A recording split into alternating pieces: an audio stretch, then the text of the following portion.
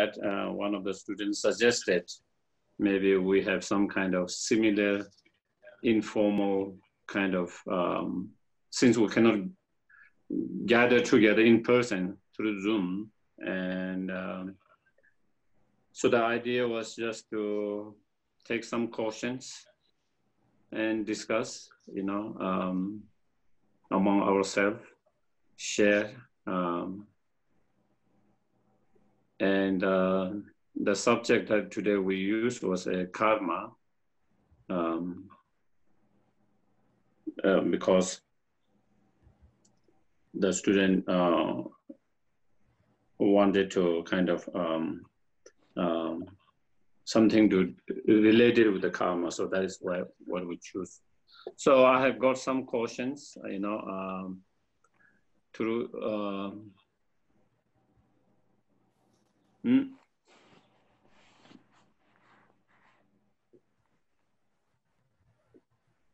So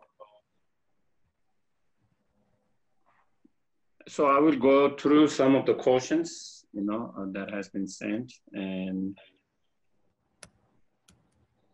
I just saw in the chat first. Maybe we can go one question. I think there is similar questions already coming there. These questions say, what is the best way to resolve negative karma that you have with another person's?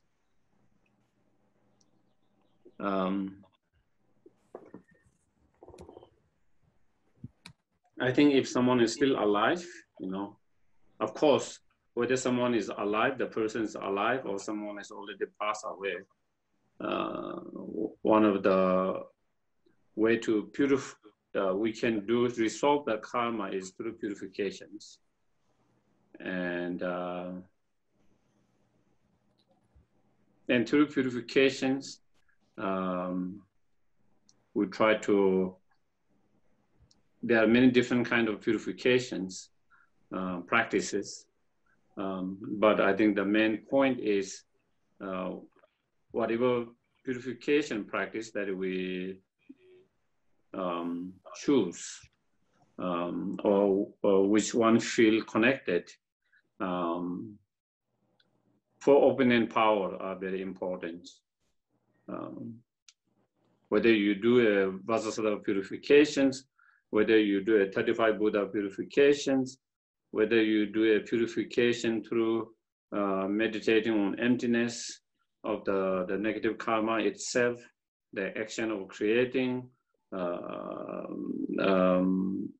the emptiness of the person in relation to which we have created in ourselves. So meditating on emptiness by having the four opening power, that can be also, or whether we use, you know, reciting certain sutra as a way of purification, or creating certain holy objects, you know, whether it's Dharma books or statues, stupas, so on, as a purifications. So there are so many different practices. Any virtuous practice we can engage into as a way of purifying that, but all negative karma, and particularly that particular negative karma. And so that is the purifications. And for opening power, maybe we don't have time to go so details here with the time. We have quite a bit of questions, but the power of objects or reliance, and the power of regret, the power of resolutions, and the power of antidote. The power of objects or reliance is cultivating the refuge and generating bodhicitta mind. And the power of regret, we regret to the negative karma that we have created, and making a strong resolution not to do that again in the futures. And then as an antidote, whatever virtuous actions that we choose to engage in, whatever virtues as a way of purification, that will be the power antidote. And then if someone is still alive, you know, and of course, when we do purification, also trying to cultivate the forgiveness and let go of, you know, that to ourselves and to them as well. If we have not forgiven others, or if we have not forgiven ourselves, we try to forgive that. And then in relation to other person is still alive, we can kind of try to resolve it by, apologizing for the hurt, the harm that we have done, sincerely apologizing. And if there's any way that we can be support, help, we try to do that, and so that is what we try to do. And, sometimes even from our side, even we try to ask for the forgiveness, apologize, even sometimes maybe people doesn't feel ready for that. And if they don't feel ready, and if they are not willing to forgive, if they are not willing to let it go, then that is their problems. From your side, from our side, we can try to resolve that. And that is what we can do. And that is what we can do and we try to do if someone is still alive. And otherwise, the purifications. Okay, so that is the answer in relation to that questions. Then one of the other questions is, can we have multiple lives with the same persons in a different roles? That sounds.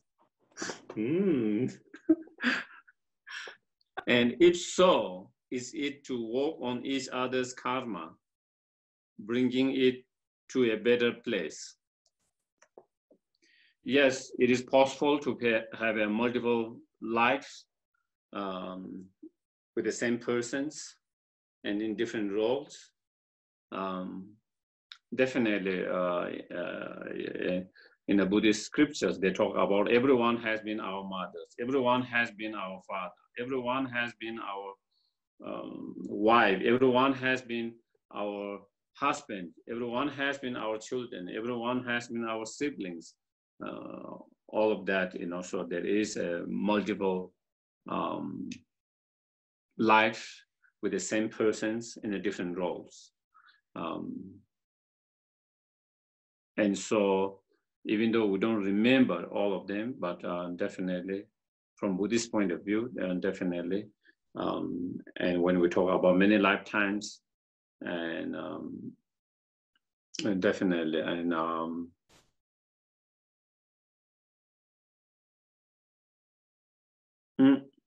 and so we have met the same persons again and again in so many lifetimes in a different roles, as I mentioned, sometimes as a father, sometimes as a mother, sometimes as a children, sometimes as your partner, sometimes as a maybe even enemy, sometimes as your friends, sibling, and so forth. So that is possible.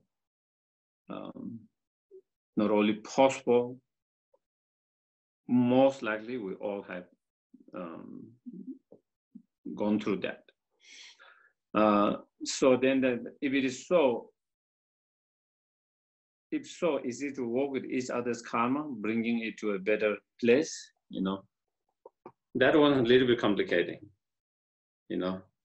If from the both sides work together in a healthy way, in a positive way, then definitely we can help each others to not only to solve our own karma, but to help each other to resolve others' karma, and together we can create better karma for ourselves, for the other persons, and everyone, especially because we have strong karmic connections. So then, and therefore, then definitely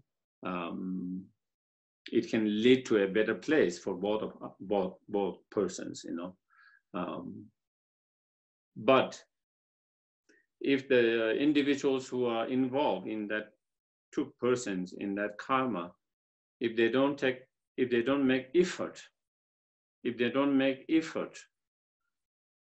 to work with their karma, healthy way, positive way, virtuous way, then it can lead it to more worse place than better place, you know. And so therefore, it depends on the persons, individually and as together, you know.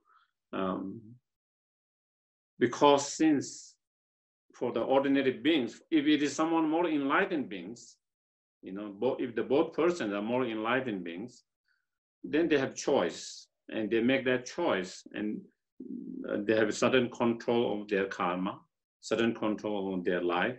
And then in that, they have the choice and they make that choice to work together to develop better and to help each other, to develop each other. But for a lot of ordinary beings, we don't have that same level of the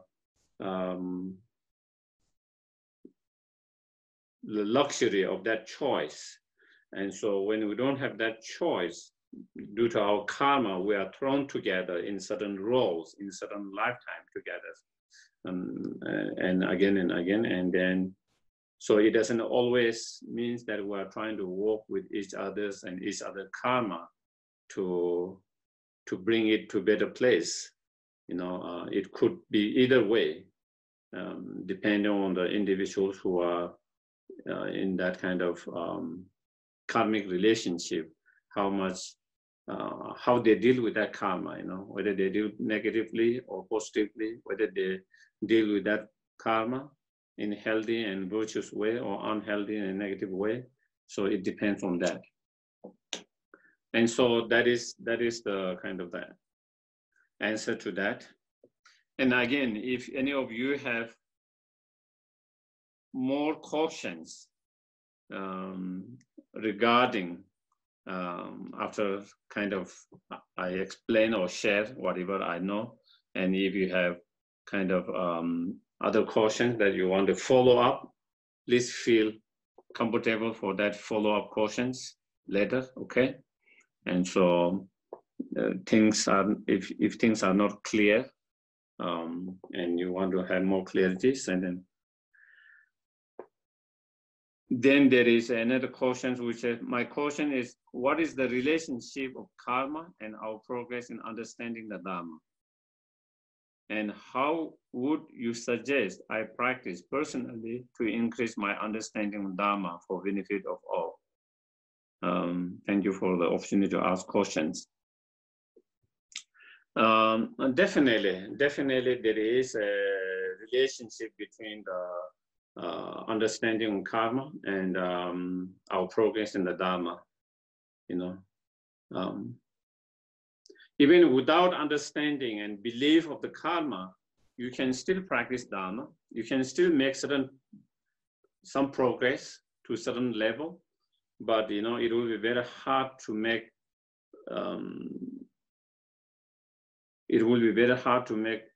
much more further progress, because if we don't have understanding of karma and accepting the karma, you know, then there are a lot of practices that one will not be able to go in a deeper, you know, in a much deeper way.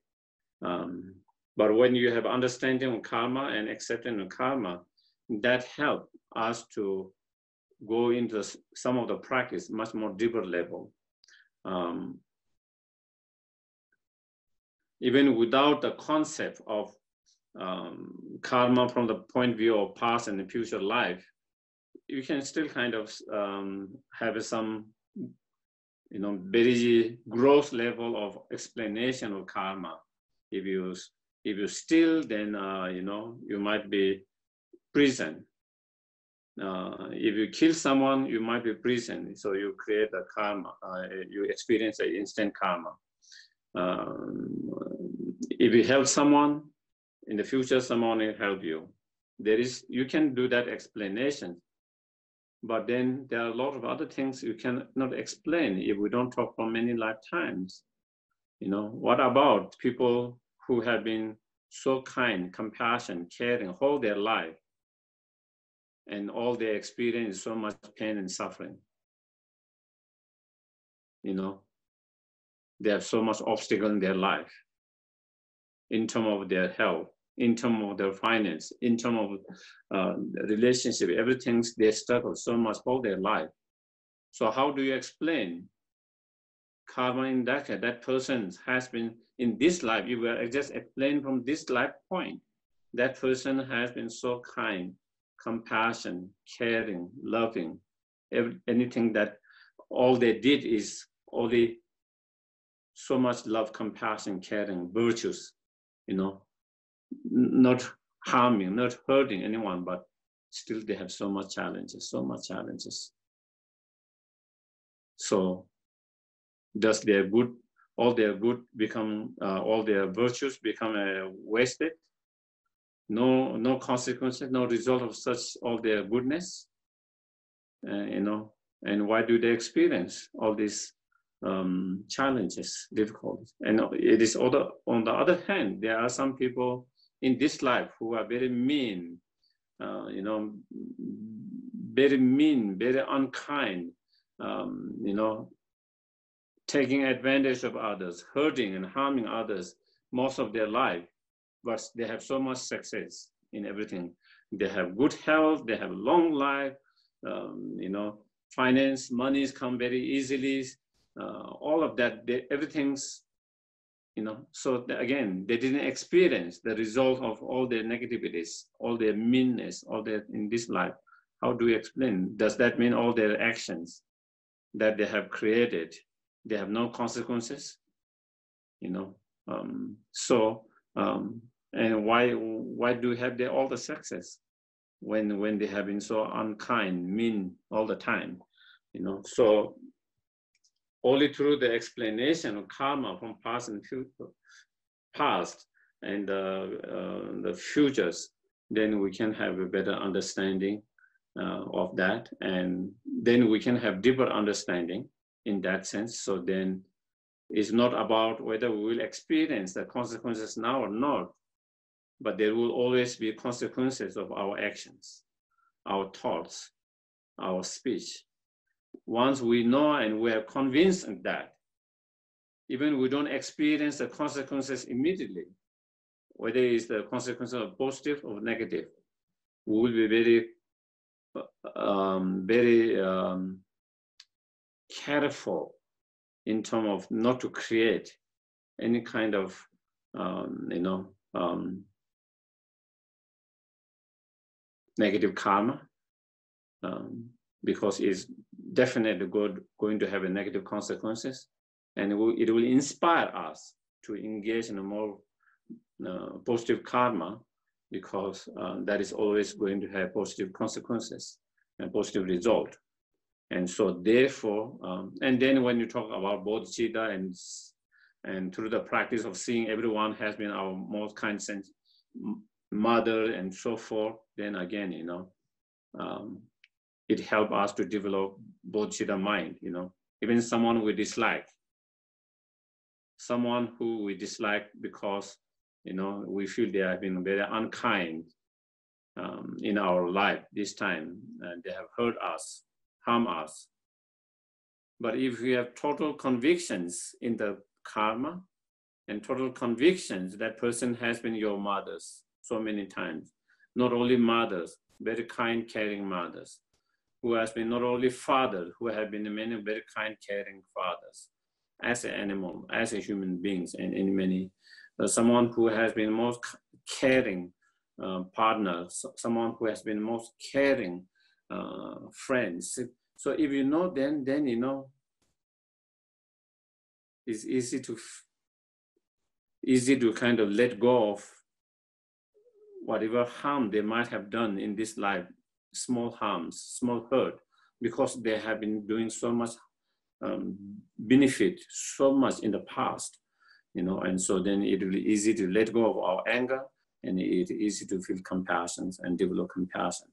From that perspective, the understanding of karma definitely will help us to progress in our Dharma in many different ways, and to be able to have more deeper understanding, more profound understanding on many levels in many other areas because of the understanding of the karma.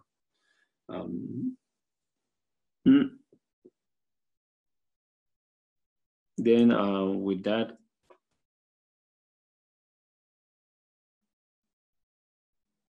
how would you suggest I practice personally to increase my understanding of Dharma to benefit all? Well, I think the true meaning of Dharma, is cultivating the wisdom and the realizations in ourselves, such as loving kindness, compassion, bodhicitta mind, and especially the wisdom relies on the ultimate truth. And when we have those realizations, when we have developed those realizations, then definitely we will be able to benefit and help others. Definitely, we will be able to do more for the society, to the world, regardless of whatever our situations. So we will be able to be more service to others. And in order to develop those realizations, then, meditations, contemplation, meditations is key. And in order to have better meditations, contemplation, and practice, then of course we need to study and learn more. The more we learn, the more we study, the more tools we develop, the more technique and method we develop to practice, to meditate. Because, sometimes if you don't study a lot, you might learn one particular method, and sometimes that method of meditation might not be as effective to you as it is effective to someone else, because we all are different, have different mind. And so therefore, through studies, then we learn so many different meditations, so many different methods, and then we try and see which particular meditation, which particular method is more effective ourselves. And once we have found that, then we try to put more effort in trying to utilize that particular method, that particular meditation for our practice, and so that our so there is more better transformation and in our mind, and also to have the realizations. And so I think that will be the that will be the yeah, as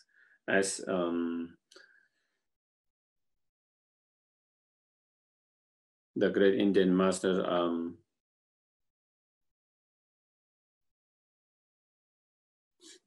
Kamala Shilas, and then all the Tibetan master Lama Tsongkhapas and all the Gautama master, as they said, we need to develop the wisdom through the meditations. In order to have wisdom through meditation, then we need to develop wisdom through reflections. In order to have that wisdom through reflection, then we need to have the wisdom through the hearing or learning or studying.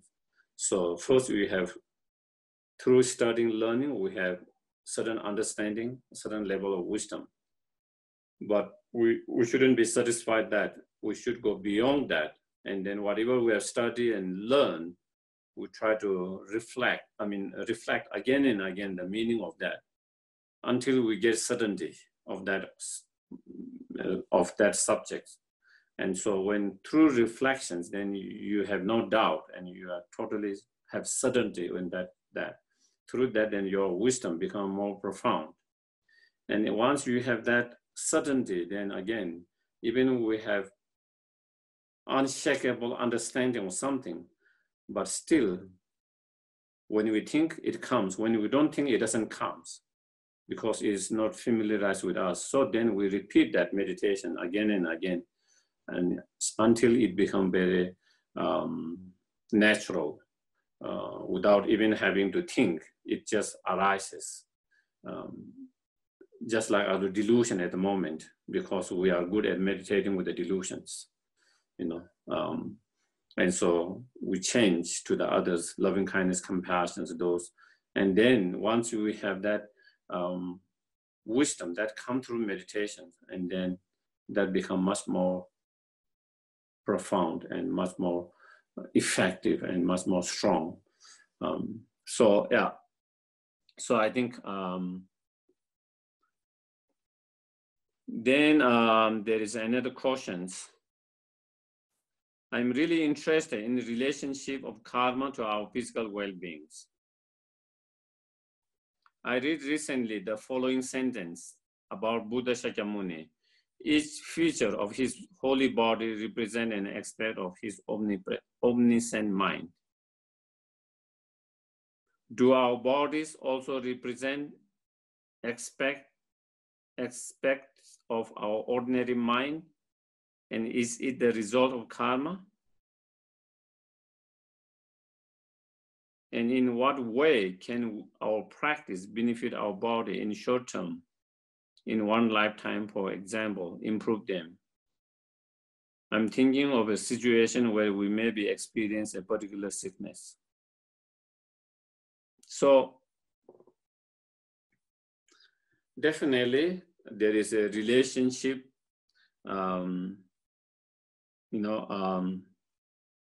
between karma and our mind, karma and our body and mind. So they all have a relationship, Due to our mind, we create certain karma. Due to that particular karma, then we experience certain experience physically, emotionally. So due to our negative state of mind, such as anger, hatred, then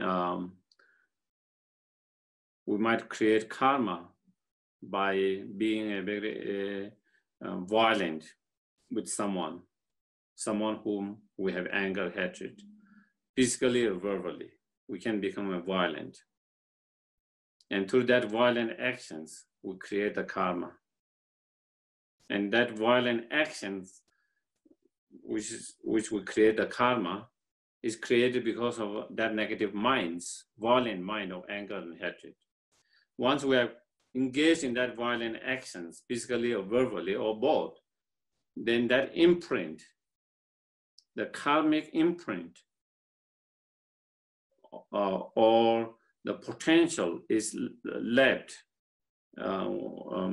within our mind stream. And so it carried, our mind stream continue to carry that potential, karmic potential or karmic seed, And then in the futures, that give rise to that imprint, give rise to more anger, more hatred. There is the potential to be more violent, more angry. And as a consequence of that, then we can experience violence from others, someone else being reacting, someone acting to us in a violent way, physically or verbally, or both, depending on what we have created. And so therefore, and through that, then definitely, so that if our mind affected the karma and karma affected the experience we experience, physically, emotionally. And same way, if we have out of positive mind, out of loving kindness, compassion, sense of concern, care, with that mind, then we become we help and benefit someone, another being. And by helping and benefiting another being, we create a positive karma. And that karmic seed is left within our mind, mental consciousness. And in the futures, when certain cause and condition come, then that potential or the seed is activated and experience the result. Maybe on emotional level, it gives rise to our love and compassion to arises and feel good about it. And on physical level, on external level, then someone is being more kind, compassionate, and helpful and caring. And so again, our mind affected that particular actions or the karma, and that affected what kind of result we experience physically, emotionally. And especially in, and same with all the sickness, you know. The sickness, all the different sickness that we experience in our life are a result of our karmic potential as well as immediate cause and conditions. You know, there is a karmic potential to get sick because we have created that karmic karma in the past. So there is karmic potential, but if the immediate cause and condition does not arise, then that karmic potential might not be activated. And if that is not activated, we wouldn't get sick. But there is a karmic potential, and then externally and internally, certain cause and conditions come together, and that activate that karmic potential that we have to get sick, and then we get sick, you know. But even though all the external conditions are there, if we don't have the karmic potential to get sick, then you don't get. And then that is where we see, you know, sometimes it is hard to explain. You know, if we don't talk from point of view of karma, in certain countries, in certain place, people live in such an unhealthy way, you know, so much pollutions, you know, and the food that they eat, if we eat it, we'll get sick immediately, you know. And then in terms of water, there is so much pollution. In terms of the air, there is so much pollution. The food are so unhygienic. And all of that, you know, it seems, how can they not get sick? External conditions are there, all there to get sick. But there are people who live very healthy almost their whole life and long. Of course, there are people who get even though even same country, even in the same kind of environment, there are people who get a lot of sick from those in that kind of pollution, uncleanness, unhygiene. And then there are other people who live in same conditions, but who have been having a healthy and long life. And I mean, I've seen many people, you know, either from in Kathmandu or from my village.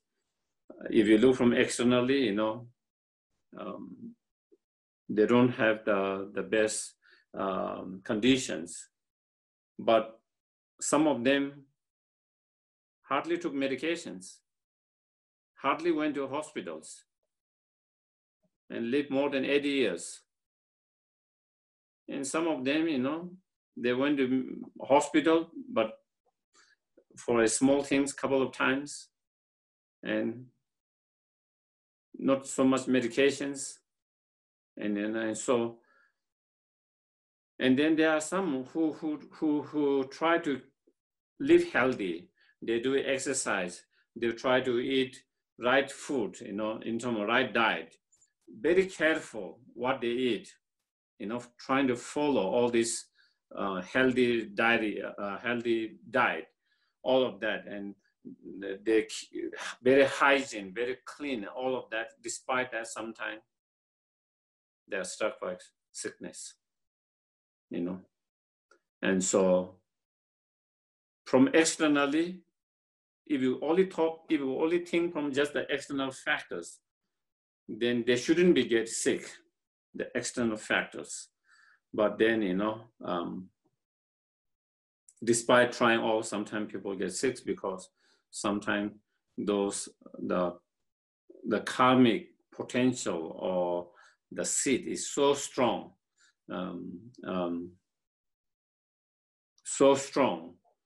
sometimes it seems we cannot kind of escape it, you know. And so therefore, definitely there is connection between our body and the mind.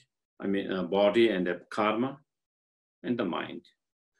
They all have a strong interrelated. They all have relationship, interconnectedness. You know, our body affect our mind affect karma. On other hand, our mind affect our karma affect our body, or the karma affect our body and the body affect mind, or karma affect our mind and mind affect our body. So they all have interconnections, interconnected. They are not kind of unrelated, isolated, but they all have a strong interrelation, interconnectedness, and strong. And of course, you know, in terms of particular sickness and particular karma, you know, there is a text which is called the Wheel of Sharp Weapons. In that, there is some explanation of that, you know. And sometimes I'm not so sure how accurate those are sometimes in terms of, because sometimes the teachings are giving more kind of general, you know, and sometimes there is, of course, in the Wheel of Sharp Weapon, there is specific, they give very specifically, you know, if you do this and that, then such, if you are experiencing this particular challenges or pain or suffering, physically, emotionally different, and it is a result of that particular karma that we have created in the past. But I don't know whether that is absolutely exact, accurate as it is mentioned. I think sometimes I wonder is more kind of general, and sometimes, you know,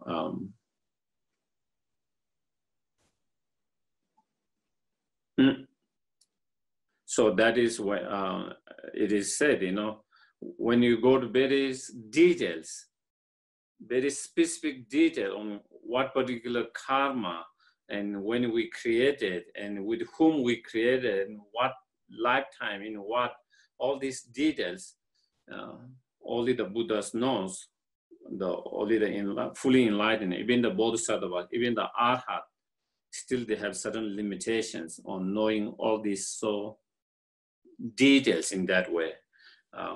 But definitely they have an understanding or more kind of general, more gross level. So I think that is I think, so for physical well-being, you know, definitely we need to take care of external factors. We can't neglect that part, you know, because that is one of the conditions. At the same time, also we need to take care of our mind, our mental state, and our karma, all three. We have to take care of all three. We cannot neglect any of them, you know. Even you have the sickness, even you have the karma, but if your mind is in a better state of mind, if your mind is more peaceful, calm, and better state, it can affect your karma as well as your physical sickness. You know, it wouldn't. It can help to recover quickly. It can help to have less pain because of your mental state. On the other hand, even we have a very small discomfort or pain in our body due to karma and external factors. If our mind is very negative state, you know, very negative, then not only we experience pain on negative emotional level, but that can also have impact on our physical sickness, and it can increase the physical sickness. It could, and again, there are many kind of individual experience and researches, you know. one of my friends, he noticed because he has a diabetes. And he said when his mind is kind of disturbed and angry, his sugar level goes up because he checked himself. And when his mind is calm and peaceful, the sugar level go down. And there is a relation with many sickness like that, a state of mind. And so we try to keep good state of mind. We try to purify all the negative karma, and especially even though we cannot remember exactly what negative karma it is in relation to that sickness, but still we can think of that particular. And then also we try to take care of the external conditions. And so by taking care of all these three things is important for the physical well-being, as well as emotional and mental well-beings. And we can't kind of neglect any of them. Then there is another question. How does purifying karma work? Could you please describe more detail? How do I know it is working? I think in terms of how does purifying karma work? Well, I think I did mention about the 4 open-end powers. Again, it's a little bit hard to explain how it works. And also, how do we know it is working? And again, that is another kind of, I think, difficult questions, at least for me.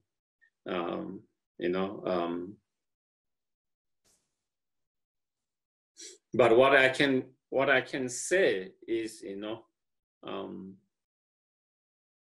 when you do the purification practice,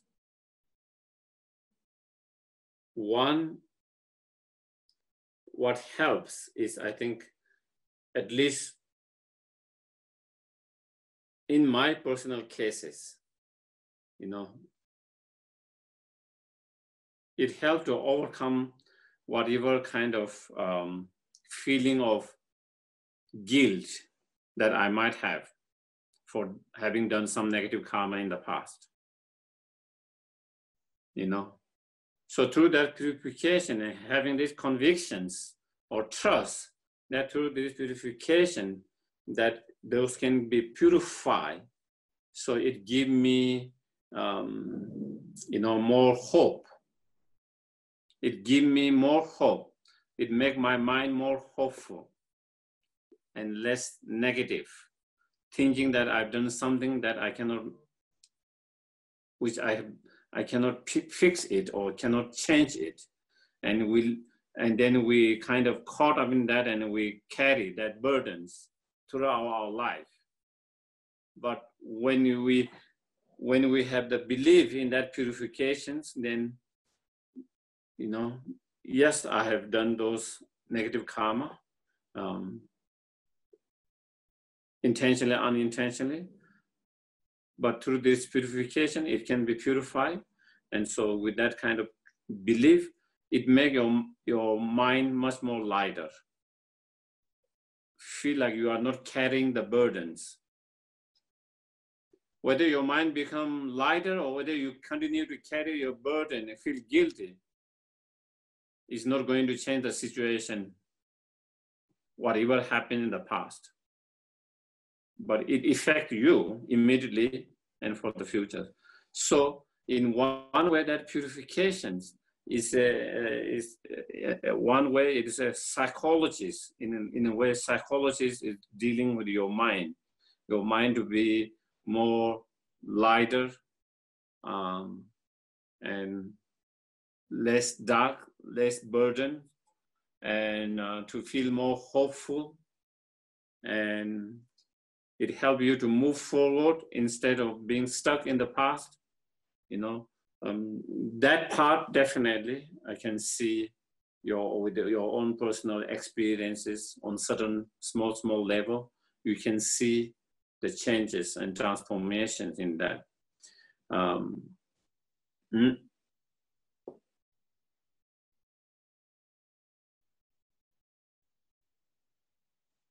And then the other things, when we, as a part of purification, when we apply the four opening power, one of the four opening power is a regret, you know, and regret means that you acknowledge, you know, acknowledge the mistake that we have done. That was mistake. And that is the first step in anything to have some changes. If you don't acknowledge this is a mistake, you are not going to change. You are not going to put effort to change it. And if you don't put the effort to change it, you are not going to have positive changes. Just like, you know, if someone has problem with drinking or abusing any substance, if they don't acknowledge they have problem, they wouldn't try to fix that problem. They wouldn't put effort to ask for help or trying to go through any kind of, rehabilitations. And if you don't do that, then you will not be able to come out of it. The first step is acknowledging there is something wrong. I need to fix it. And that is the regret, the acknowledging that comes.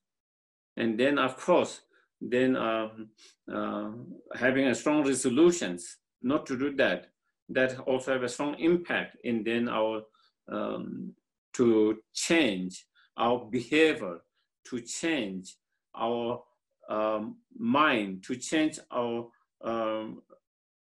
speech, to change our physical behavior. And through that, then it already brings positive changes in yourself. And I think maybe that is the best purifications, you know. And then, of course, as I mentioned, it's hard for me to explain in terms of how it purifies the things that we can't see it. You know, that part is hard to see it, and it's hard for me to explain.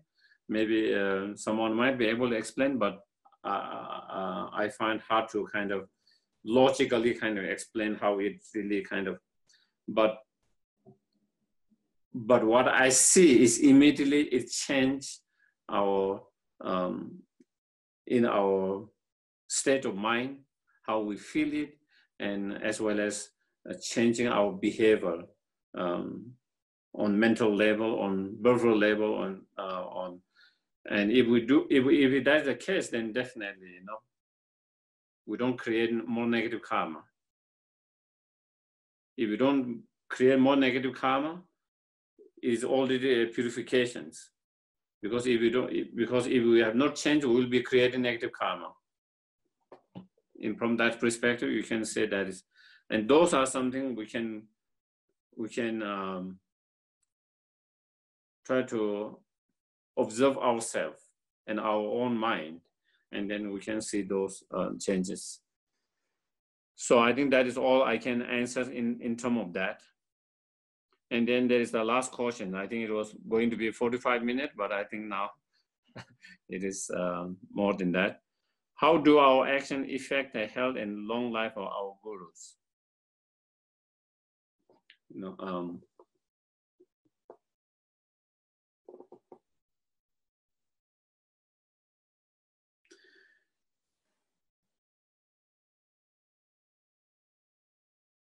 our gurus, and we have a strong karmic connection.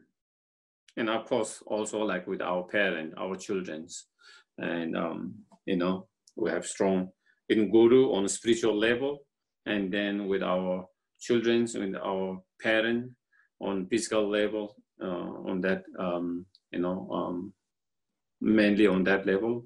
And so we have a strong karmic connection. And when there is a strong karmic connections, when you engage in certain virtues, and when you dedicate for someone's well-being, it has strong impact. You know, that is why is regarded when the parents pass away for the children to do the prayer practice dedication. Because of their strong karmic connection, it has a strong impact. And same with children, same with our friends. The more stronger karmic connection we have, the more stronger our dedication, our prayer can have an effect on them. So the idea is, we create a lot of virtues through the practice. And once we have created that virtues, then we dedicate that virtues for the health and longevity of the gurus. And because of that strong karmic connections, and then when we dedicate our virtues, so then it affects them, vice versa, and that is same with the children and parents and so forth. And because of the strong karmic connection, that is why it has a stronger impact. So I think there might be. Can you explain karma?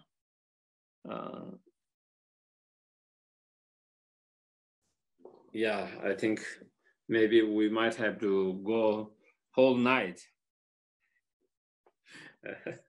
to talk about the karma.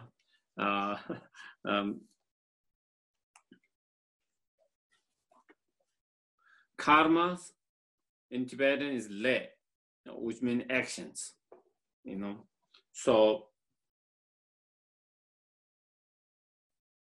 and karma here means, first of all, there is a general law of cause and effect. Just like there is a law of gravity, there's a law of cause and effect. You see in the plant, you see in the energy, you see in the matters. When certain matters come together, it produces certain result. When certain energy come together, certain result is produced. When certain cause and condition come together, certain result is produced. And when we change those cause and condition, whether it's energy, whether it's the physical, it's the matter, or whether it's the other things, it changes the result depending on the cause and conditions. And that is just a law, natural law of cause and effect. Just like the law of gravity, So within that law of cause and effect, then when sentient beings' mind is involved, sentient beings' intentions, motivations, sentient beings' mind is involved, then there is new kind of another cause come within the many causes that is already there within the law of cause. And within that law of cause, then when that one new energy or cause of the sentient being's mind or the emotions or intentions involved, then certain particular result is produced. And then that is our experience. That is our experience. Within the law of cause and effect, then when our intentions, mind is involved, then that gives rise to certain experience on physical level, on emotional level, on mental level. And with a positive cause and condition that is created by positive thoughts, positive feeling, positive emotions, then it produces pleasant feeling, more positive, more healthy, more pleasant experience to us. And when cause and conditions created with the negative feelings, negative thoughts and emotions, then we experience, as a result of that, then we have unpleasant, more painful experiences. We experience that. And so that is karmic result, So due to that many cause and conditions coming together, then certain actions is created. And when that action is created, then the imprint of that actions is what we call karma, karmic imprint, karmic potential. And then that can be activated by many other external, internal cause and condition. And when that is activated, then we experience the result of that, the karmic result. And so I think maybe that is, I guess maybe that is all. So I hope,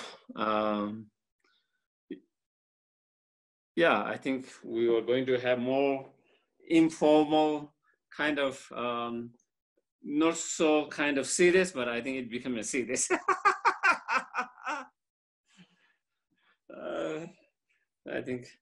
I guess because we have a lot of cautions, and again, the cautions on karma is questions and answers are not so easy also as well, you know. So thank you everyone for joining, and again, yeah, the idea was, if it is helpful, meaningful, we are going to do more of that.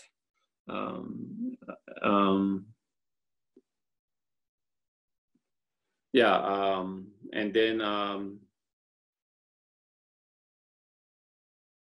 and if it isn't as much beneficial, helpful, then of course we don't need to continue it, you know. So, okay. So thank you everyone for joining and giving your time. Okay.